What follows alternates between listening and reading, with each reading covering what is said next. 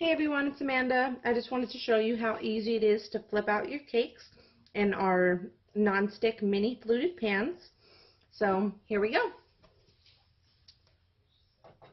I did let them cool for a few minutes after I took them out of the oven. Still a little bit warm. Give them a nice little tap. And here we go, the moment of truth.